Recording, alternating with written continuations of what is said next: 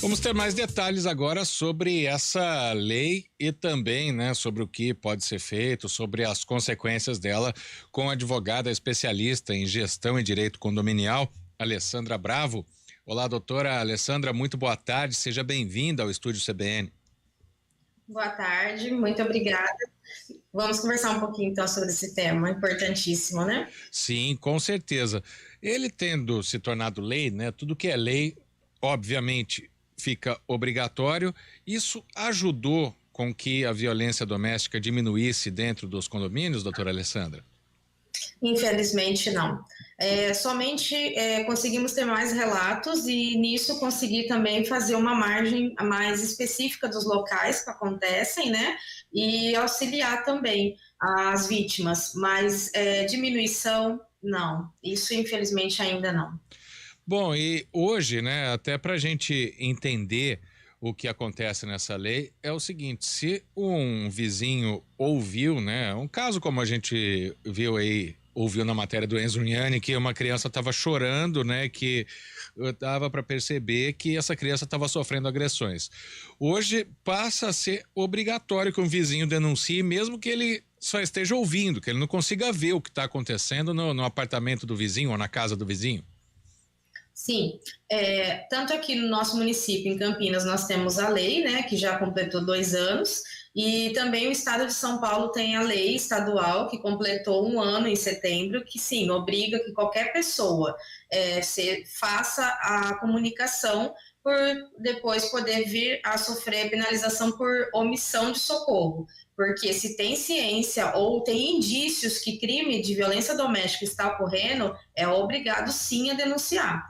Quando é criança, nós temos o ECA, que já prevê essa situação. Quando idosos, nós temos o Estatuto do Idoso. E mulheres, nós temos a Maria da Penha, né, que traz especificamente já todas as diretrizes da violência doméstica. Bom, e aí entra um outro tema, doutora Alessandra, que as pessoas, como em qualquer tipo de denúncia, algumas têm medo de denunciar, às vezes querem achar que estão se metendo, né? Todo mundo que vive em condomínio sabe como é essa situação, que a pessoa fala, reclama de tudo, reclama do outro, mas às vezes tem um certo medo de denunciar, porque quem está fazendo uma agressão doméstica, muitas vezes o vizinho tem medo de ser agredido por essa mesma pessoa, né? Isso não tem lei que dê jeito. O que essa pessoa deveria fazer para denunciar e se sentir protegida? Bom, a obrigação de denunciar, ela está prevista tanto na nossa legislação aqui municipal quanto na estadual, mas normalmente as pessoas têm receio, como você mesmo disse, tem medo de estar intervindo, ou chama a polícia, daí a vítima diz que não aconteceu nada. Só que o que acontece? Hoje a violência doméstica é uma ação que a gente chama de incondicionada, ou seja, se o Estado vir a tomar ciência, o próprio Estado, através do Ministério Público, ingressa com a ação, faz as investigações e nisso toma-se as providências. Então, o que eu aconselho para o síndico? Ele é obrigado a denunciar sob pena de vir a ter um problema de responsabilização, condomínio por omissão. Ele pega, então, todos os dados que ele tem, imagens, fotos, declaração, sobre indícios de violência ou que eles tenham constatado que a violência realmente ocorreu, leva tudo no Ministério Público e pede para o Ministério Público estar fazendo o quê? A apuração e, se for o caso, instaurando a ação específica. E passar para o síndico, concentrar na figura do síndico também poderia ser uma possibilidade de o morador, de o vizinho que precisa denunciar se sentir mais protegido, né? Porque a gente sabe, né? A pessoa mora no condomínio, às vezes ela faz a denúncia e chega na delegacia o denunciado, olha, quem denunciou foi fulano de tal. Se isso for passado para a figura do síndico, tem a mesma validade e também quem fez a denúncia fica um pouco mais protegido, é mais ou menos por aí, seria esse o caminho para tentar diminuir esses casos, né? Já que a senhora mesma falou na primeira resposta que ainda não tem tanta eficácia essa lei. A obrigação, pela lei, é do síndico, que é o síndico que responde pelo condomínio. Entretanto, qualquer morador pode, claro, se tiver indícios ou a presenciar, sim, tem que denunciar. O ideal é quando fizer, chamar o 90 e automaticamente comunicar o síndico, para que tomem ambos a ciência e também, quando chega a polícia, né, tá fazendo o quê? Tá indo junto para poder estar verificando o que está ocorrendo ou não. Até porque, se a vítima disser que não está ocorrendo nada, depois o condomínio, através da pessoa do síndico, toma as providências, levando, ou fazendo um boletim de ocorrência, relatando o fato, ou levando diretamente no Ministério Público para dar entrada na ação civil pública, que a gente chama de incondicionada, ou seja, para estar fazendo as pesquisas se está acontecendo esse ato ou não dentro daquela unidade. E aí tem também a questão da medida protetiva, né? Que às vezes, depois de denunciado, depois que o homem se apresenta na delegacia e caso não seja preso, aí tem a questão da medida protetiva, aí o condomínio também é obrigado a impedir a entrada desse agressor. Tá, a medida protetiva só pode ser solicitada pela vítima, né? Que ela pode solicitar diretamente na delegacia ou através de um processo judicial, e aí ela é obrigada a fornecer uma cópia para o condomínio, para que o condomínio também fique respaldado, porque por vezes o agressor é proprietário do imóvel também. Então, o condomínio, para impedir a entrada desse proprietário, somente com um mandado judicial. Aí sim, tem que ser comunicado o condomínio, e enquanto perdurar a liminar, ou que ela seja depois uma sentença definitiva e o agressor não vai poder mais adentrar o imóvel, o condomínio tem que ter ciência documentada. Bom, tá chegando uma pergunta aqui, doutora Alessandra, se tem um problema de agressões, que aí não sei se ela se enquadraria na Maria da Penha, mas quando tem briga entre vizinhos. Então eu queria saber se tem algo também nessa lei condominial aí para que haja, que não seja apenas uma violência doméstica, né, dentro da casa, mas quando acontece isso de ameaça ou até de agressão física entre vizinhos. Tem algo nessa lei que se encaixa? Nessa lei específica não, porque ela é específica para a violência doméstica, né? Mas nesse caso, se ocorrer ameaça ou perseguição, que as pessoas falam hoje mais stalking, ou a questão de lesão corporal, né, que chegar às vias de fato, é boletim de ocorrência e a pessoa que se sentir lesada tem que ingressar com ação específica para poder se respaldar. Agora, se for um morador que provoca o condomínio como um todo, tem que se verificar se ele não se enquadra como morador antissocial. Aí, nesse caso, tem que se tomar as providências através do condomínio, através de uma assembleia, mas tem que estar totalmente amparado por documentação e reclamações de vários moradores. Ou até quando esses moradores danificam a área comum, causam danos, e dano é crime, né? Quando destrói o patrimônio do condomínio. Também aí necessita de uma assembleia para classificar como morador antissocial. É um tipo de violência, mas não é uma violência doméstica.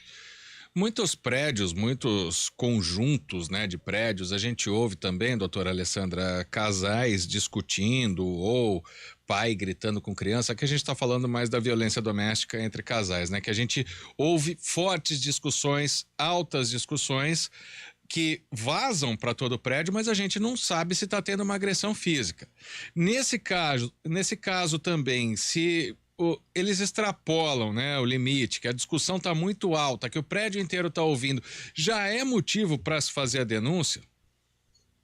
Eu oriento no seguinte sentido: depende de cada condomínio. Se tiver uma portaria, peça para quem seja interfonado na unidade e diga que moradores estão reclamando de barulho, e se tem algo, se o barulho está vindo do apartamento deles ou não. E se não for, se eles saberiam identificar de onde é. Normalmente as pessoas que estão fazendo esse barulho exacerbado ou essa discussão, né, mais acalorada, para.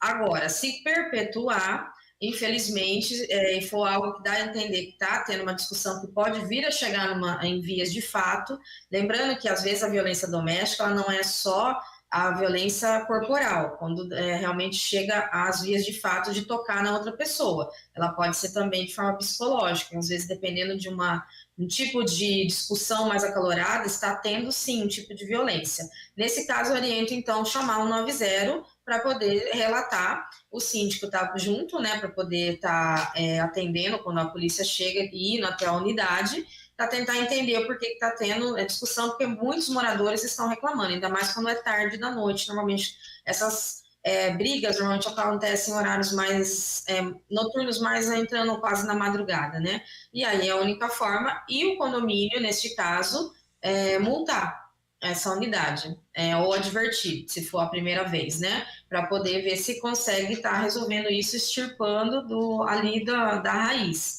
Agora, se na hora que chega a polícia já vê que teve uma agressão física também, né, que fica mais visível, aí já a polícia já começa a conversar com a vítima e quem sabe tomar as providências que a gente espera que a vítima fale, né, que aconteceu, mas infelizmente na prática não.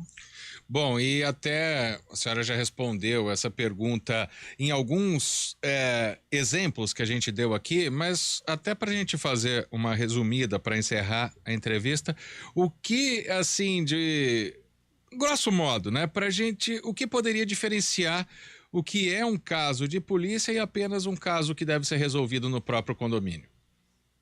Quando gritarias assim, não pegou tal coisa, você não fez tal coisa, por que você não foi em tal lugar? Aquelas coisas assim, né? Discussões de casal, vamos assim dizer.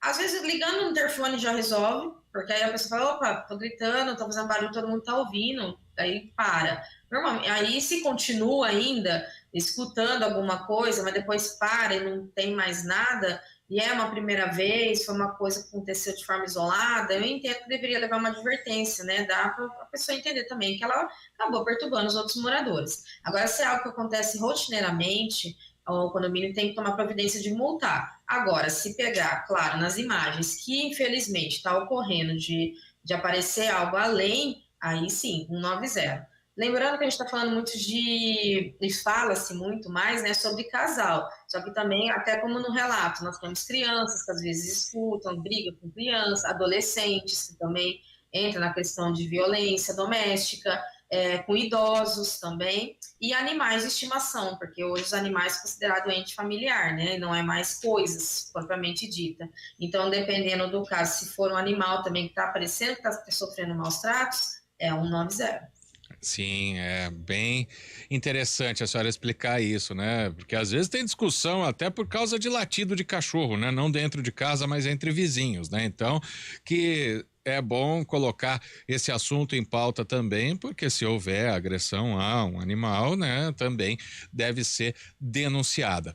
Quero agradecer muito a advogada Alessandra Bravo, especialista em direito condominial, em gestão e direito condominial, membro efetivo regional da seccional da OAB do Estado de São Paulo. Doutora Alessandra, muito obrigado pelos esclarecimentos, obrigado pela entrevista, uma boa tarde. Eu que agradeço, boa tarde. Agora são 2h57.